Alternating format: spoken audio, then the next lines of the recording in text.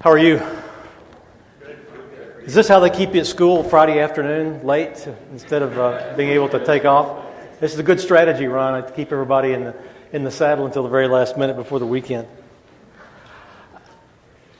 As Ron said, I've been in the business for about 39 years and have had a number of experiences in my career, including getting burned in a gas well fire about 30 years ago, and other experiences in the business where I began to really think about how we as a country fuel our economy and how it negatively affects, positively affects, but also how it negatively affects individuals and us in general as a society. And so I committed myself a number of years ago to working to essentially put myself out of a job, where we move from a hydrocarbon-based economy to something more sustainable. Some parts of the oil and gas business, I'm not all that popular. A lot of guys will come up to me and tell me privately that I'm doing the right thing, but that they can't say anything because their companies won't let them say anything. I'm independent. I really don't care what people think. I just feel like someone in the business who knows what he's looking at should talk about our addiction to hydrocarbons. And so that's what I've done over the past probably 10 or 12 years, and was privileged to meet Ron here a couple of years ago as neighbors at a neighborhood party, and he's connected me here at Dartmouth. I've taught a couple of his sections of his materials class in the summer, and I really enjoy that. And I'm really looking forward to talking to y'all about at least my thoughts on where we are in terms of unsustainable hydrocarbon economy and moving to a more sustainable, less hydrocarbon economy. So I'm going to speak here for a little bit. My style tends to be relatively casual. I'm not a teacher. I'm an oil and gas guy.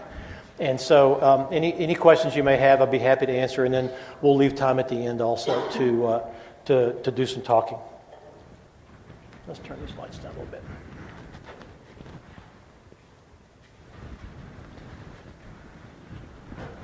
This is live Coast Guard footage, raw, that was shot just about an hour after the Deepwater Horizon drilling rig experienced the blowout of BP's Macondo well in the Gulf of Mexico. This is in 5,000 feet of water. It's 43 miles off of Main Pass, which is the main entrance into the Mississippi River up to New Orleans. This blowout killed 11 guys. It destroyed the rig. The rig sank in 2 days, and it injured 16 people and put about 75 people, about half of the crew, in the water. Every safety system failed. Every well control system failed. Every alarm failed or was turned off. So we were very fortunate. If there's anything fortunate about this, we were very fortunate that it was a very calm night offshore. The water was flat. As you can see, the water is mill pond flat. And the only reason people didn't drown is that there were no seas, and the Coast Guard and the rescue boats could actually see the people in the water. The distance from the rig floor to the water was about 75 feet. And in fact, when I went offshore early in my career, we talked about what happens if something goes wrong on the rig. And one of the old rig hands told me, he says, "Look, you don't need to worry about anything going wrong on the rig. If you jump off the rig, the fall to the water will kill you." And that was kind of the attitude back in the late 70s, early 80s offshore. This well put 5 million barrels of oil into the Gulf of Mexico, and it polluted 16,000 miles of inland water and seashore. It flowed for 87 days, and the well was shut in, and we didn't really change anything in the way we fuel our economy. We had a moment in time to grapple with the problem. We had a moment in time to talk about what we as a nation should do in terms of fueling our economy. But we didn't do that. We lost that opportunity. And I guess we have to ask ourselves why. What happened during that 87 days in the summer of 2010, where we went from being shocked that we were actually out in 5,000 feet of water, because most people didn't know that. And then the industry, like us, like me, being shocked that you have a well that we've been drilling in 5,000, 10,000 feet of water for 15 years. All of us were shocked that we didn't have the slightest clue how to control the damn thing if it blew out. In 1997, a Boots and Coots blowout prevention supervisor, Boots and Coots is one of the blowout prevention companies in the industry, wrote an article in Offshore Magazine. He said the best way to control a deep water blowout is don't have one. And that was in 1997, and this happened in 2010. We didn't change anything in our policies, in our energy policy, after this happened. There was huge pressure from the industry, and they leaned on the Obama administration and the MMS very, very hard to not take any steps to move us from where we were to where we needed to be. During that first few weeks, I don't know if you remember, if you recall, I watched this 24 hours a day because I was writing about it. From April 20th until about the first week of June, everyone in the government was highly critical of BP. Highly critical. Terrible things to say, terrible company, on and on and on and on. And then about the 15th of June, if I remember right, President Obama called the chairman and the CEO of BP, the international BP from London, to the White House. And they cut a deal on that day.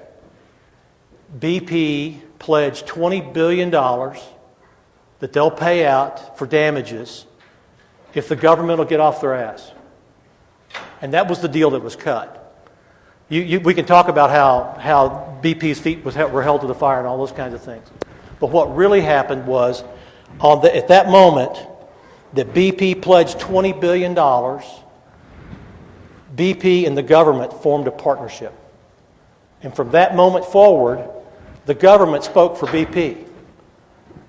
The BP would have briefings about different technical things and all that, but the daily briefing from that moment on was held by Thad Allen, a Coast Guard admiral, who didn't have the slightest clue what he was talking about. He had no clue what he was saying. And because we had no one in the administration who knew anything about oil and gas sitting with BP, government representatives were essentially just parroting whatever BP said. And BP said some stuff that was really wrong. One of the things that they did was to shut the well in using a really dangerous procedure. And those of us in the industry were watching it saying, what are they doing? And Admiral Allen was standing up saying that BP was saying this is okay. They actually shut the well in with components in the wellhead that were not rated to the pressure that they were forecasting the well was going to experience when they shut it in. They risked blowing the wellhead off doing this. But they so much wanted to get this off the television that they did it anyway. And I get pretty angry about this because if this wellhead blew off, this would have been completely uncontrolled. They took the risk to get this off the television. They wanted to get it off so badly that they shut the well in with inadequate components on the wellhead. And in this industry, you just don't do that. The lower components of the wellhead, the old blowout preventer, were rated at 15,000 pounds. The upper components, the new part, that capping stack they put on, was rated at 15,000 pounds. The connector in between, 6,000. And they were forecasting a 9,600 pound shut-in pressure. Those of us in the industry were saying, what are they doing? But Admiral Allen said everything was okie dokie. And so they did it, and luckily the pressure was down enough to where they did not separate the wellhead. So it ended up shutting the well in, but it was a very dangerous procedure that they followed. One of the other things that BP did was that we never measured the actual flow. The flow rate was never actually measured. I think it was intentional. From kind of the 1st of June until they shut it in on June the 15th, they had capacity on the surface to collect all of the oil. They had manifolds on the bottom next to the wellhead to collect all the oil. However, they never hooked those up. They never hooked up the risers. They never hooked up the ships to collect all of the oil. And we kept asking why they weren't doing this, and no one would answer the question. Well, my supposition was that they wanted to keep something flowing into the ocean unmeasured.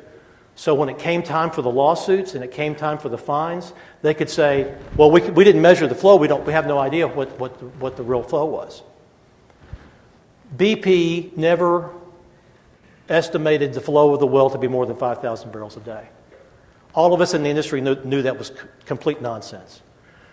Just 30 miles from here, in the Thunder Horse prospect, the BP also controls, the initial wells there in these same formations came in controlled at 44,000 barrels a day. Controlled. This well was flowing 100,000 barrels a day at least when it blew out. And BP was telling the public, at first they said it was 1,000 barrels, then they said it stopped flowing, then they never went over 5,000 barrels. And so it wasn't until the flow rate, all these flow rate teams during the summer of 2010 came out with these bigger numbers that BP stopped talking about the flow. And the academics were estimating anywhere from 50 to 60,000 barrels a day of flow. That's probably about right on average, because they start real big and then decline relatively quickly because the pressure comes down. The other thing that happened after the well was shut in, and I don't know if you remember this, but the head of the EPA and the head of NOAA did a big press conference and said that 75% of the oil had dispersed, had been degraded, had gone away. 75%. They have oil on the beach in Alabama today, still today. They have cleanup crews that are working on the beaches today to continue to clean oil. But the government, teaming with BP, succeeded in getting the TV cameras to go home and for attention to be diverted from what had happened and for the conversation to stop about energy policy. And we went back to drilling. Today, we have more deep water rigs running than we had before the blowout. And we're drilling with the same blowout preventers. We're drilling with the same components. We're actually, the legislation that was passed by the House after the election of 2010 was actually to loosen regulations, not tighten them. One of the things about offshore drilling that most people don't realize is that there's a statutory cap for liability. And that statutory cap for liability from the Oil Spill Act of 1990 is $75 million. $75 million. BP could have paid $75 million and walked, and they would have been all right. There are companies today that are drilling in the deep water that don't have the capital structure of BP. BP is the third largest oil company in the world. If this happened to a Cobalt, to one of the smaller companies, they would have immediately gone toes up, and all of this would have been on the taxpayer. 100%. These are things the one thing that I've recommended is that we pool resources. If we're going to be in the deep water, we've got to pool resources. You've got to have Shell and ExxonMobil and Chevron and Statoil and BHP and all those big guys pool together so they can share that risk. Today, it's all individual. In fact, two non-op partners of BP ended up paying about $1.5 billion each to get rid of the liability that they had. So it's a very high risk, very dangerous operation that we conduct in the deep water. But we have to be there because we have no energy policy. We have no energy policy in the U.S. that says we're going to do this or we're going to do that. Other countries like Germany and China and others have more central governments. We have a confederation of states. They have more central governments. They decide, like China has decided, we're going to get off coal. Germany decided we're going to get off nukes, and they did. They're now off the nukes. They now generate their electricity with natural gas, and they control gasoline prices with high prices and taxes. That's unfair to a lot of classes of people, but that's how they control their energy use. They have an energy policy. We don't have an energy policy, and we have to ask why. It's easy. It's money. The oil and gas industry puts $140 million in the pockets of politicians every year. $140 million. And they're not giving that money to people who vote against them. You want to know why they voted for looser regulations 6 months after a well blew out and put 5 million barrels of oil in the water? Money. And this is one of the things that's really concerned me, especially since Citizens United, where there's unlimited spending now to politicians.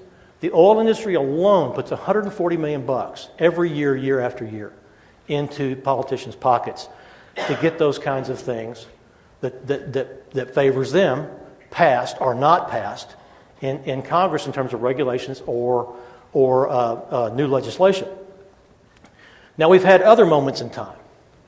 We had the 1973 oil shock. I was 24 years old and was driving an old Gremlin, standing in line trying to get gasoline at that time. And gasoline prices and oil prices more than doubled during that period of time. In 1978, the OPEC did it to us again. OPEC did it to make it clear to the United States that they controlled our energy destiny. They controlled our destiny by controlling our oil. But still, we didn't do anything to change policy to lessen that risk. Today, money really dominates policy. And this is not going to be a political talk, but I just have to talk about this because I've seen this happen in Washington time after time after time. In general, elected leaders don't lead, they follow. When people march, when thousands and thousands of people march, change happens, used to happen. LBJ didn't introduce and get past the Civil Rights Act because he thought that was the right thing to do, even though it was. He did it because thousands and thousands of people were marching, and there were television pictures of policemen with fire hoses attacking demonstrators who were just wanting civil rights. We didn't end the Vietnam War because it was the right thing to do. We ended the Vietnam War because thousands and thousands of people were marching. In more recent times, marriage equality. It's gone from Democrats saying that we shouldn't have marriage equality to now everybody's saying we should have marriage equality in less than 8 years. That's because thousands and thousands of people are marching, and there's no lobbying money on the other side making money opposing it. Where big money is, that's where the polls vote. That's where the politicians vote. Think of it this way. Not thinking about energy, think of it in terms of other things. Newtown, where the 26 people were killed in the elementary school in Newtown, Connecticut, at Sandy Hook Elementary. 90% of the people in the United States supported universal background checks. 90%. The NRA opposed it. The NRA spends $20 million a year paying politicians to vote their way, and they run politicians against those who don't vote their way. With 90% of Americans supporting universal background checks, which is a very weak form of legislation that might help increase gun safety in some way, it lost in the Senate in a filibuster, and it never even got to the floor of the House. Now, how can 90% of the Americans support something and not even come to a vote in Congress? It's money. It's millions and millions of dollars of money. Immigration's the same way. In Texas, we benefit greatly from illegal immigration because those are the people who build our homes. Those are the people who maintain our streets and roads.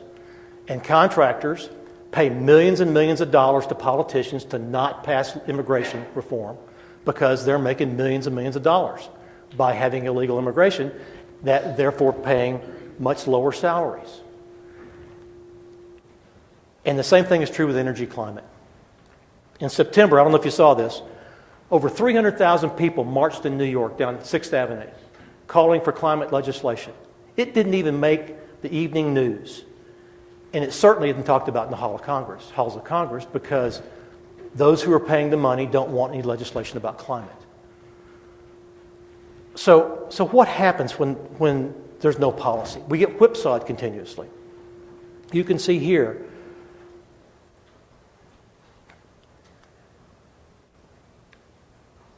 this right here is the 1973 oil shock, right there.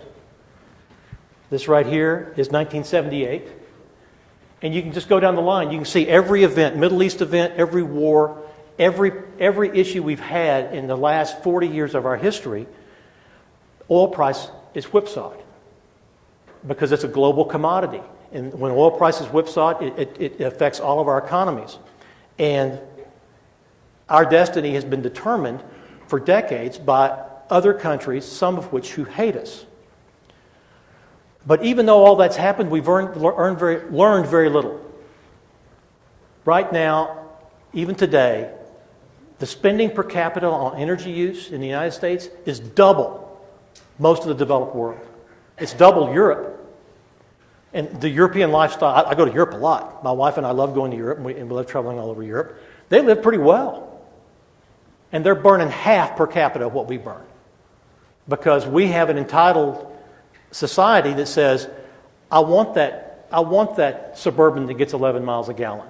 Or I'm going to turn the air conditioning down to 65 during the day when it's hot. Or turn the heat up to where we don't pay any attention to conservation at all in this country, because energy has been inexpensive for decades and decades and decades.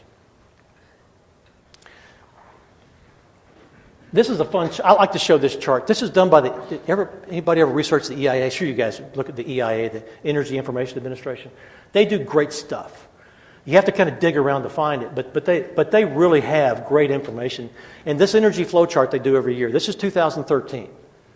This is all the energy in and all the energy use right here. And so you can see it all in one picture. And so our supply was 109 quadrillion BTUs in 2013. Our use was 97 quadrillion BTUs. That's a lot of BTUs. And that's all the fuels. That's gas, that's natural gas, that's oil, that's coal, that's imported petroleum, that's renewables. That little bitty piece down here, right here, is can you see that? Let me get my pen out here. Right there is renewables, right in there, if you can see that. And it shows where all the energy goes, to transportation, industrial, commercial, and residential. So today, we're burning about 27% of our fuel use is natural gas. About 37% is petroleum, and 18% is coal. Those are the big fuels. About 90% of our fuel use comes from hydrocarbons. So we use those hydrocarbons and other fuels to fuel our economy. About 13 million barrels a day. We burn about 18 million barrels a day right now. 13 million barrels a day go to transportation. That's trucks, airplanes, cars, anything that moves that's not tied to electric rail is oil powered. Another big burner of fuel is our buildings. In fact, the largest single segment of fuel use is buildings in the United States. About 42% of our fuel use is buildings, and about half of that is lost through heat loss and cooling loss, and it's wasted. So that's one big area that we have that's a huge problem that allows for great improvements. So you see that about 90% of our fuel use is hydrocarbons. What have we thought about oil, particularly historically? This chart is the original Hubbert's Peak. There was a shell geologist named M. King Hubbert back in the 1950s. He published a report. He was actually a huge advocate for nuclear. He was trying to make the case to Shell to go nuke. And he did, with a bunch of young graduate students, he did a projection of what world oil supply was going to be. And he predicted the peak was going to be at about the year 2000. Well, he was really close. He predicted the peak of U.S. oil production to be about 1970. He missed it by 2 years. It was 1972. And so his forecasting was very, very good. And this became the basis of the peak oil theory that was very, very popular up until the last couple of years. In fact, I've been a peak oil guy for years until these new technologies began pushing the curve out. And I began to realize that the peak oil theory wasn't as finite as I thought it was, certainly. Now, the interesting thing here is the open area to the right. This is right in here. This area in here. This was remaining reserves that he forecast in 1956. That was a good drawing, isn't it? That's 910 billion barrels. He forecast 910 billion barrels remaining in 1956 until we ran out of oil. That's what he said. But something happened in the last 30 years. The one thing that Hubbard didn't recognize was the advances in new technology. And technology has accelerated the decline of oil reserves. It has outpaced the decline. We've increased our technology faster than we've used up oil. And so because of new technologies, we've actually began increasing our reserves and increasing our production. Today, in the old way of drilling, you just drill vertically down into the formation. You produce that oil that's around that wellbore. About 30, 40 years ago, we began doing directional drilling, and then offshore, we began drilling towards specific targets. We use those same tools now to just drill down to the formation, turn right, and drill out. And so now, instead of just draining a little circle, a little radius around the well, we're actually exposing the wellbore to thousands and thousands of feet of reservoir. And this is where hydraulic fracturing comes in. Hydraulic fracturing is the completion technique used along that lateral that fractures the rock and increases the relative permeability of reservoir fluids to the wellbore to produce oil. Now, about 90% of wells today that are drilled would not be productive without hydraulic fracturing. So that's just a given. But we have all the risks that are around hydraulic fracturing. Now, as one who's been in the business for years and a critic of the industry, most of what you hear on television about hydraulic fracturing is wrong. Most of the criticism of hydraulic fracturing is hyperbolic. Now, is it a perfect process like the industry wants you to say? No. We do pollute water. We do use water. We use water unsustainably. But it may not be the boogeyman that everybody wants it to be in hydraulic fracturing with the hydraulic fracturing process itself. But it's an issue, and it's something we have to do to maintain a hydrocarbon economy. Now, what has all this new technology done? For the first time in 30 years, we're actually increasing oil production. We are now almost equal to Saudi Arabia in oil production, believe it or not. About 11 million barrels a day. And that's been a huge boom. We've gone from almost 70% imports of crude down to just under 50. We're about 48 or 49% now a month importing. So we're actually controlling our own destiny, but we're perpetuating that hydrocarbon economy by doing it. Now, the same thing is also happening in natural gas. Natural gas, 10 years ago, gas was declining at about 3 to 5% a year, production was. But when horizontal drilling was developed 8 or 9 years ago, same thing happened, production increased. Now, what happened when we increased that production from 50 million a day, 50 BCF a day to 65 BCF a day, is we killed the gas price, too much gas. So gas went from $7 or $8 an M down to about 3 or 4, even as low as 2 a couple of years ago. But what's really happened here is the effect on reserves. Now, if you remember, there were 910 billion barrels left in 1956. We burned all that, and now we got 1.7 TCF, 1.7 trillion barrels of oil. We've actually burned everything that Hubbard said we had, and then we've added another 1.7 billion. 1.7 trillion barrels. It's hard to think about that much oil. But that's now the projected global reserves. This is actually BP's chart, too. BP, I'm a huge critic of BP, but they do good data that they publish. The other thing, too, is that we now look at a fossil fuels peak rather than just an oil peak. That 1.7 trillion barrels goes right here. That's right in here. Good, huh? So below that's coal, and above that's natural gas. And so the one thing we have converted our economy to is thinking less about just oil and more about all fossil fuels. The problem with us focusing on fossil fuels and thinking that fossil fuels are abundant is that the economic case for survival of our society is no longer there. Because people think, oh, it's 100, 200, 300 years out, who cares? And that's part of the problem, except that global energy demand is up. In the non-OECD countries, it's way up. Some of these growth rates are 25, 30% a year, where we're, the green bars below is us and the rest of the developed world. The red bars are everybody else, the Pacific Rim, other countries that are developing. And they're just growing as fast as they can.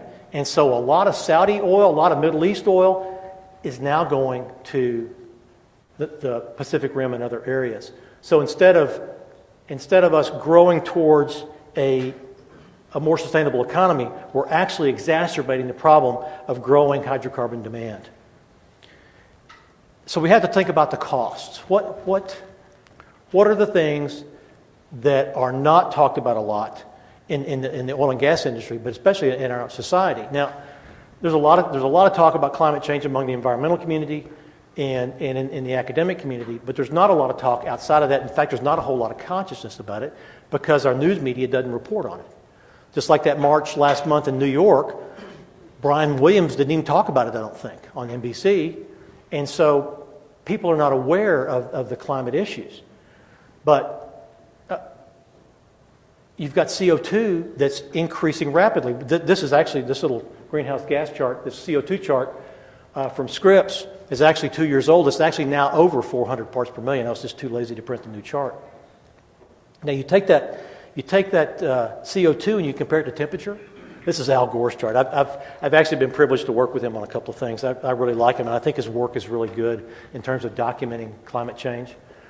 His guys have actually paralleled temperature changes to increases in CO2. Now this is a 1,000-year chart here, so it looks a lot more sharp than probably really is. But the point's clear. We're rising in temperature. We're rising in CO2. More CO2 in the atmosphere causes it to warm. Most of that heat is absorbed by the ocean, and the oceans are increasing in temperature. Now, we can argue about what the effects of that are. Is it going to get colder in Europe? Is it going to get hotter in Europe? Or is New York going to drown and all those things? The case, though, is that human activity is causing global climate change. There's no question about in scientists' minds. And you guys study it, but more than you guys are all scientists. You know more better than I do. But all I know is that the literature from the objective sources is that climate change is detrimental to society, not additive. So we have to change. We have to do something. So what do we do? We have to change the status quo. So let's have the governments change status quo. Let's pass a new energy policy that pushes us to renewables in 25 years. How about that? We'll have the government do that. Well, the money makes that impossible.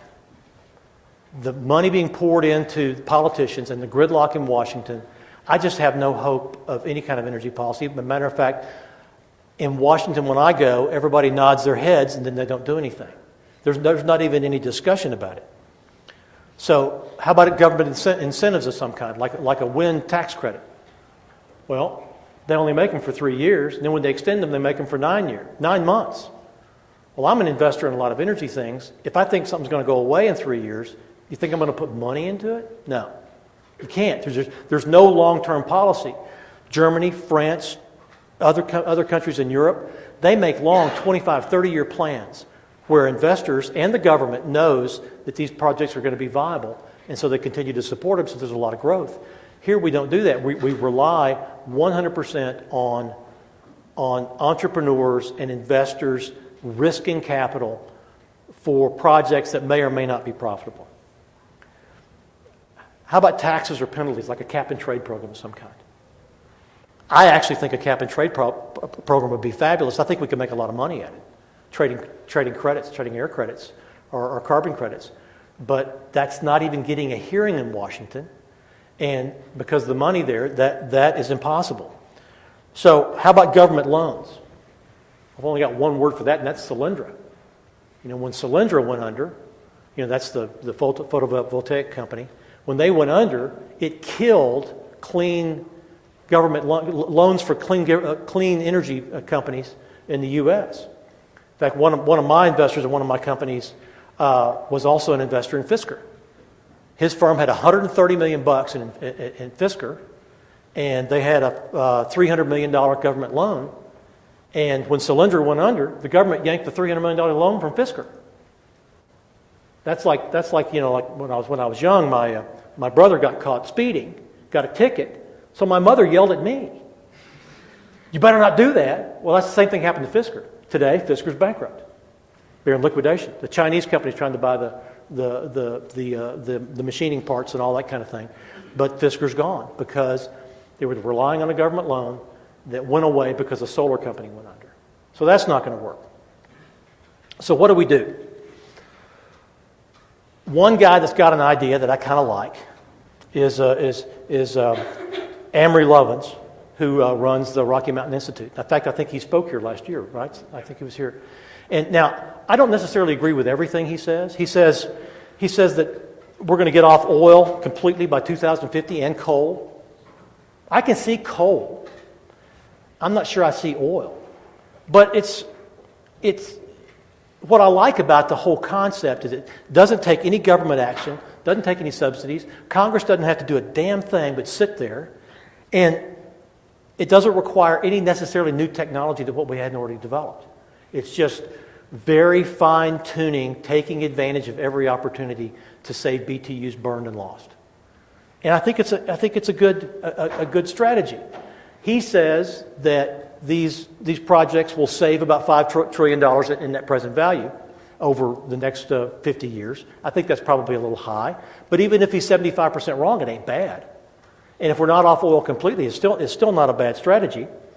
And he doesn't count the carbon cost that's saved. If you count the carbon cost, I think it's much more viable.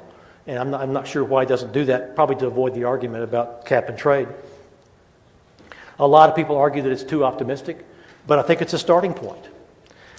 He focuses, as you know, on 4 different areas: industry, transportation, buildings, and electricity. And the biggest saving here is buildings.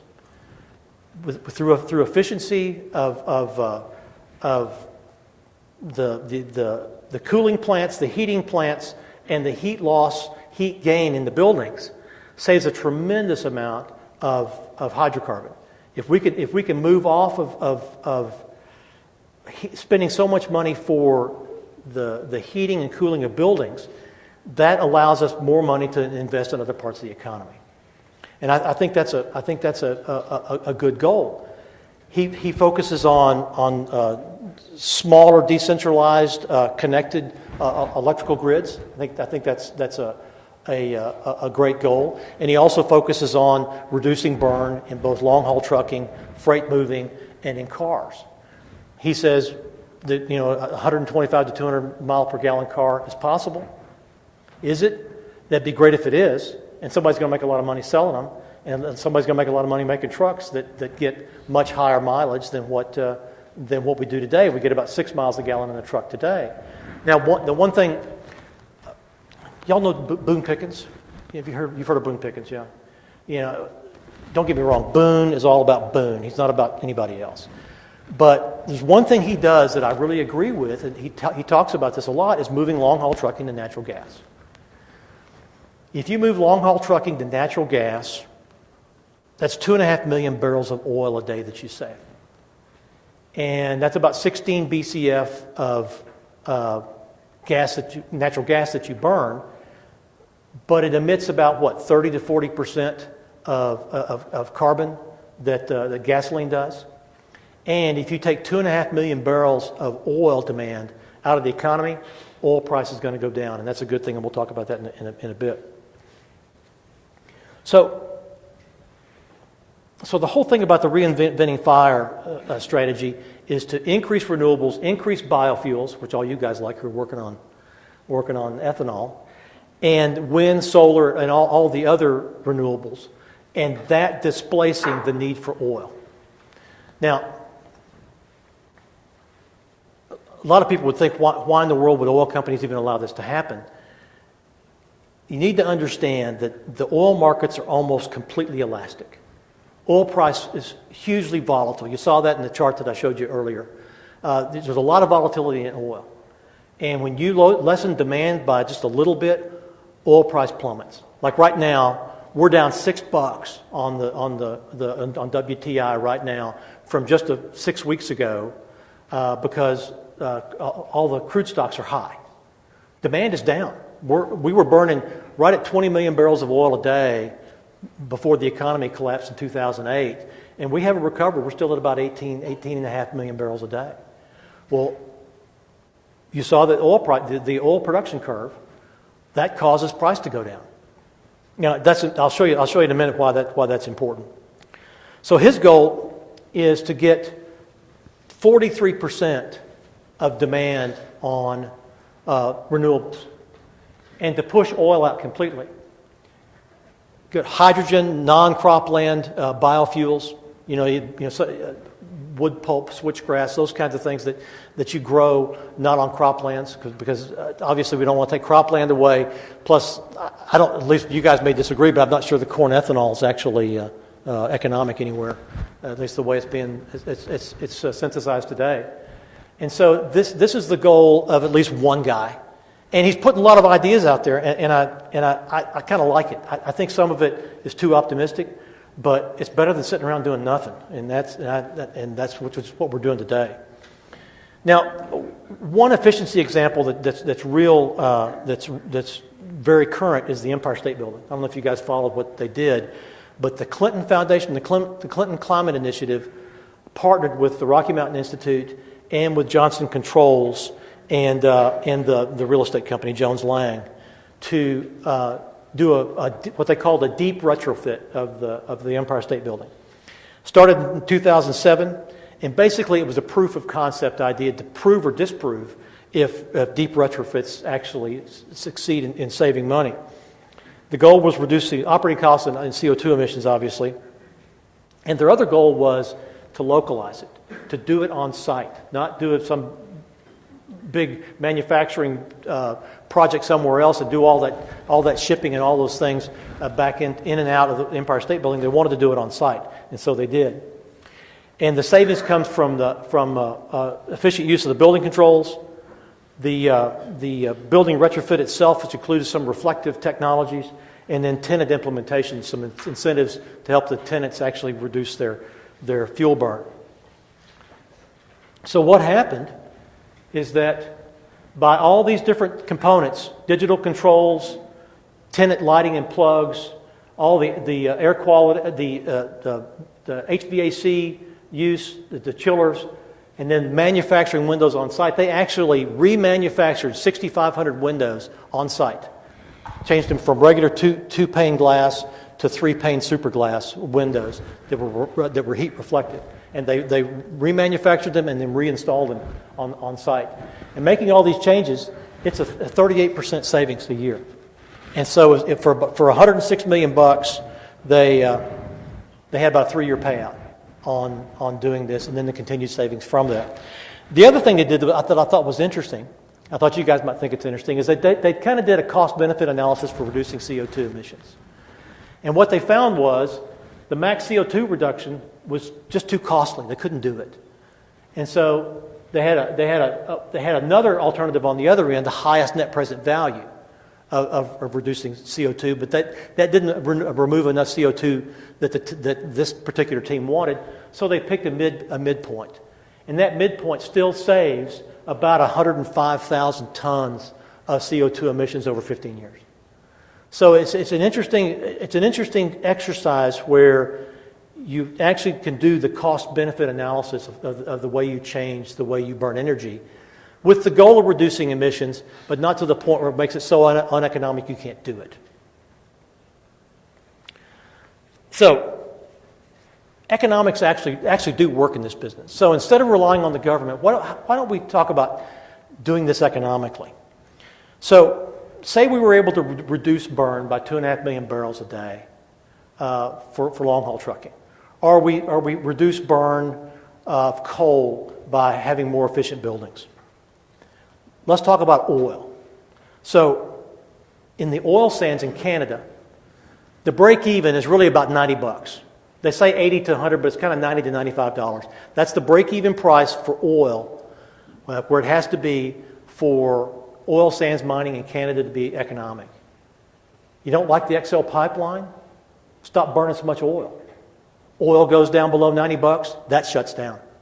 I don't oppose the XL pipeline. I think we should build the XL pipeline. But I think we should build the XL pipeline because that's more security. Because I'd rather control that 800,000 barrels a day coming from Canada than somebody else. But if we reduce our burn and don't need that, that pipeline is going to be empty and those sands are going to be shut down. That's how economics works. Right now in the shales, we're working in South Texas in the Eagle Ford Shale.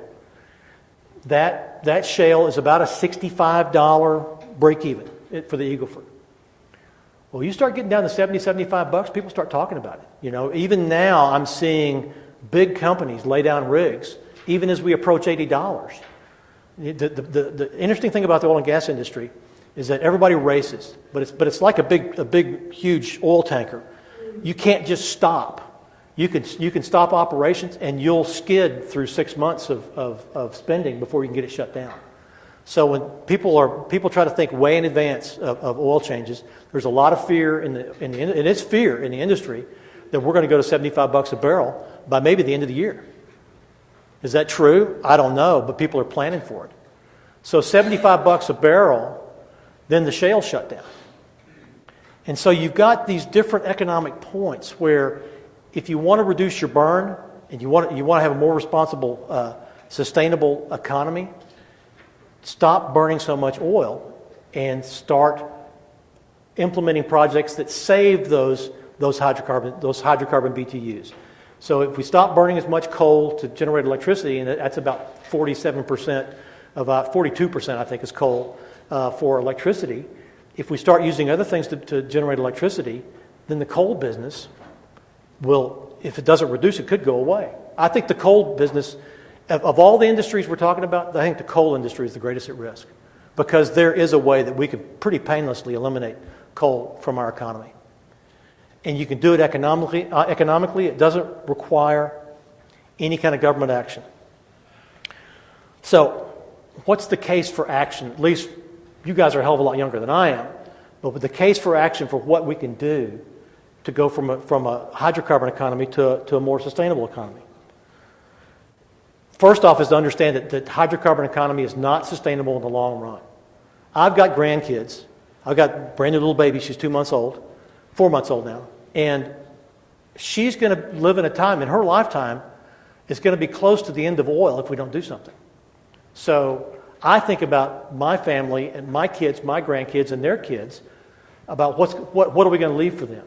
So it's to me, my case for action is to do something that helps my grandkids and their kids. The costs, the primary costs, and then the carbon costs, the hidden costs, are a huge drag on the economy. If Levins is right, it's $5 trillion. Where can we put $5 trillion that we're not spending on fossil fuels today? A lot of good places where we can improve the economy, improve people's lives with $5 trillion. We do know that the government will not help in the short run. The way the federal government is today anyway, we really cannot rely on the leaders that we elect to actually do anything. And so we have to kind of do that for ourselves. And a plan like this that works on economics, not on government action, is actually something that we can implement without having to get around the gridlock in Washington.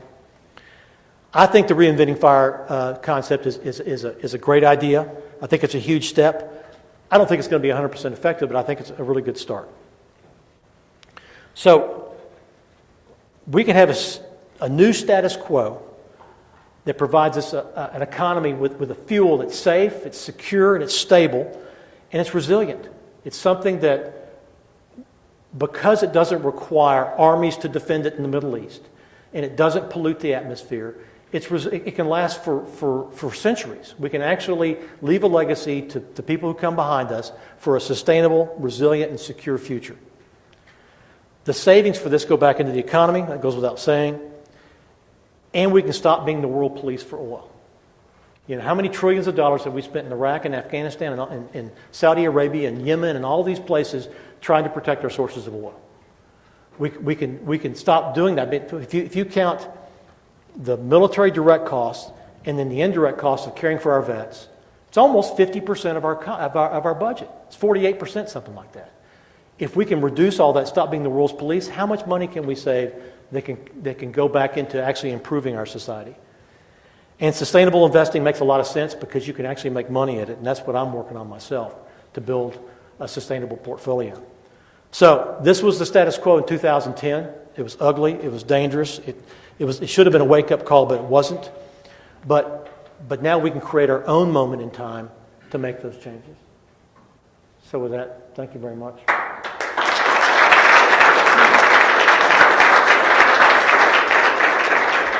you have any questions for Bob? So you're saying that the economy is good enough for sustainable investment that it will just motivate the change without the government, but isn't there sort of a disconnect between sort of the public's view of our current energy economy and the actual facts that is clearly not, the message is not getting out, that people are understanding that sustainable investment is actually the most economic way to proceed in the future? The people you have to convince are the people who invest. See, the great thing about this is that without government intervention, you don't have to convince anybody of anything except for the people who are spending the money. And so in this particular case, you convince venture capitalists, you convince people who own the buildings, you convince people who I talk to guys in the oil industry, about, like right now, most of the majors are planning for carbon costing because they think if the government ever gets out of gridlock, we're going to have carbon costing. So they're planning for that. So why don't we take all that brain power and figure out how we can make our other businesses so efficient that we don't have to go for so much oil. Exxon and BP and all these other companies, they have a lot of capital. Those are the guys who are going to be going after these new businesses. And if you make it more profitable for them to go after these new businesses, they won't be depending so much and fighting so much for the other businesses. Also, if when we reduce burn, the revenues go down, their profits go down on the oil side, on the dirty side, and the income and the earnings comes from the more sustainable side, if that makes any sense. Sorry about your arm. The rotator cuff? Not exactly, but similar. Yeah, been there. I was curious about, in your opinion, if theoretically we could stop using fossil fuels today and switch over completely to renewables, and assume you were able to have a higher yield than you are currently could the current standard of living and the current consumption rates in the U.S. be maintained, or would there have to be kind of a cultural change in consumption to be able to switch more sustainably to alternative sources? You can't ask for sacrifice. I mean, Elon Musk is brilliant. The first thing he did to build an electric car is he built a luxury car. $100,000 luxury car. So you're driving a car that's electric powered, that's cooler than anybody else's car in the neighborhood. So you don't have to reduce your standard of living. Now, let's be clear here. You can work on the fuels all day long. You got to work on the burn. You have to reduce the burn. Conservation has, think of it this way. In 2008, when oil went to $140 and gasoline went to almost $5, who went out of business? Hummer. Nobody wanted a Hummer that got 10 miles a gallon, and sales in Suburbans fell by 90%. So conservation works instantly, where fuel development takes years. And so by changing the burn, by reducing how much BTUs we lose from our buildings, we lose in the electric grid, we lose in transportation, and all those things, actually improves quality of life because your air is cleaner, and there's no reason for standard to have to go down. One of the things that really hurts the environmental community, I think, is that they're always talking about sacrifice. You got to cut this, got to cut that, don't do that, don't do this. That doesn't sell, especially to the Walmart crowd. You know, you've got to sell that American dream that everything's going to be better. And so with this model where where you have much quicker result from conservation, you can do that, I think. I don't think you have to sacrifice.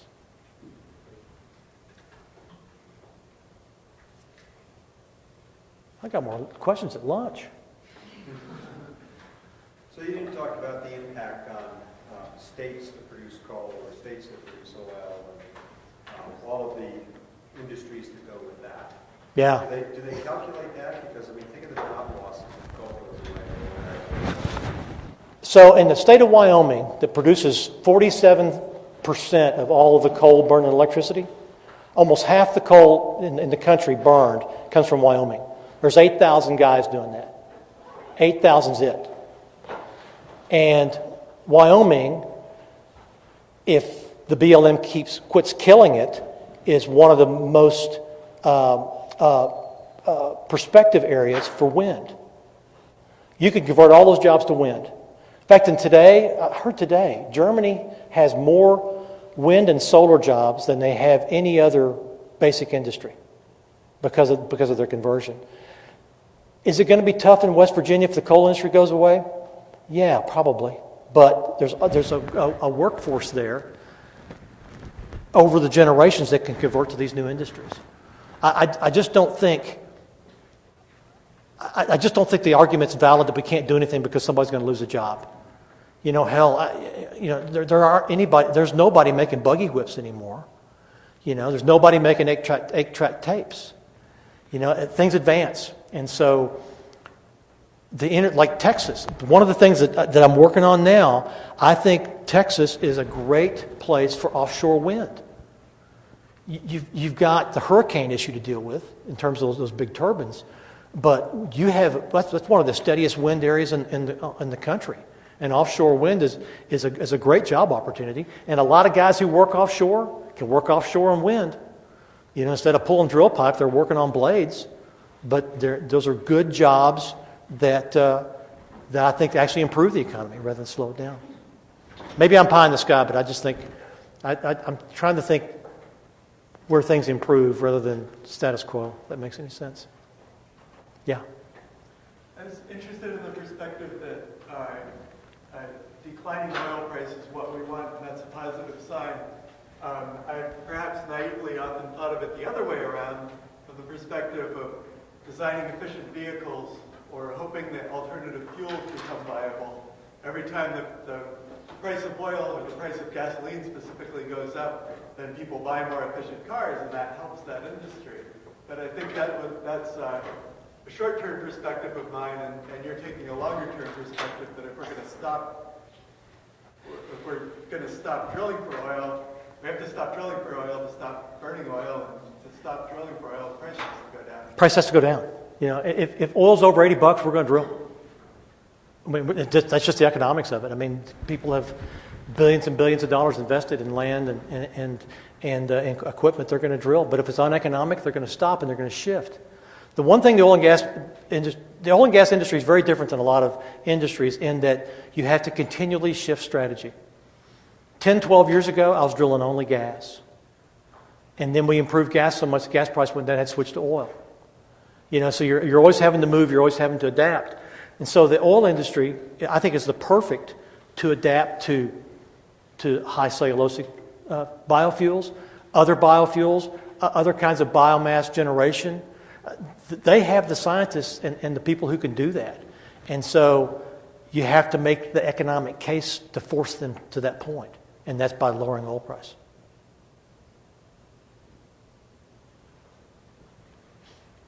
Nuclear still accounts for about 20% of the electric capacity. Yeah. You see that going away in the long term? Looks like the charts up there show it mentioned. Lovins has it go away. He does. And just by attrition, it's going to go away. Because we're not building any. I'm not sure there's any even being permitted, are there? I mean, we haven't built one in almost 30 years, and there's none being permitted. They naturally reach that life, and especially the ones that are of the vintage of the Fukushima plant. I mean, everybody who owns those damn things are terrified. You know, and I think Fukushima probably single-handedly destroyed the nuclear power industry, at least for generations.